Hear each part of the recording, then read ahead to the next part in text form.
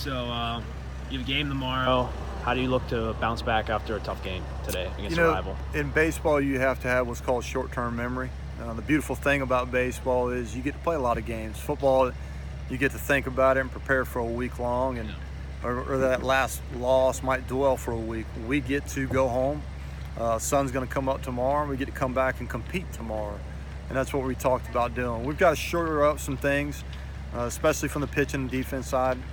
Too many opportunities or free base runners that we're applying to them, whether it's pitching for extra outs because we're committing too many errors, or pressing too much on the mound to make perfect pitches, which result in walks. And anytime you give them extra base runners, it's more opportunities for them to score runs. With that being said, it's a young team. It's a young team that's going to continue to build and grow.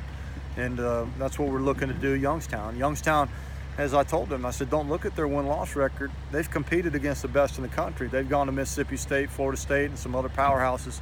They're going to come in here ready to swing the bats and be ready to go. We are deep in our pitching staff as we prepare for the weekend, but it's a great opportunity for us to come out and play baseball for 9 innings tomorrow. So like you mentioned, and we saw in today's game, you had 5 errors. How do you correct that when you have a game tomorrow? Is that just happens on certain days, or is that something that can be fixed? I think it's a focus, it's a detail focus more than anything. I think we had 4, but I think there's some more that honestly that we say could have been mental errors as well. But to eliminate the physical errors, it's about repetition, it's about working together, it's about picking each other up. We've got to do a better job of handling the baseball, and we've got to get better in a lot of areas. So Penn State's relief pitchers, or two, Verbitsky and Shingle-Decker, had a great game. They pretty much shut you guys out. What made them so effective, and what can you learn from them that you can take into the season here with your batting approach? Well, I think, like you said, you tip your cap to the left-hander. He did a good job of coming in and neutralizing some of our left-handed hitters. They played defense. It's not about striking everybody out, but when the ball's put in play, and he did a good job of putting the ball in play, and they made the plays when you did that. They do play some good shifts, and I thought we hit into some of those, which it's good baseball. But more importantly, they got the lead, and they pitched with the lead by attacking the zone. They minimized damage by not giving up the free passes. And like you said, between the left-hander in the middle and the guy at the end, the big guy at the end, they did a really good job.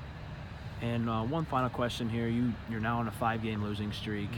Do you think it's starting to get into your guys now that this losing streak, it can just continue, or how do you look to fix it with so many young guys, especially your own guys this year in the team? How do you look to fix that for the rest of the season? I think you hit the nail on the head when you talked about tomorrow. Tomorrow brings us an opportunity. You're going to do one of 2 things if you step in the ring. You're going to win or lose. You go back and look at how we've competed in some of these games over, as you say, a losing streak. I believe 3 of those were one-run games. So they're competing. They're giving everything they've got. We've got to do a better job of not beating ourselves and putting ourselves in a hole. And if we can shore up the baseball, play catch, compete, and get a lead and pitch with a lead, I think we'll be just fine. All right. Well, thank you very much.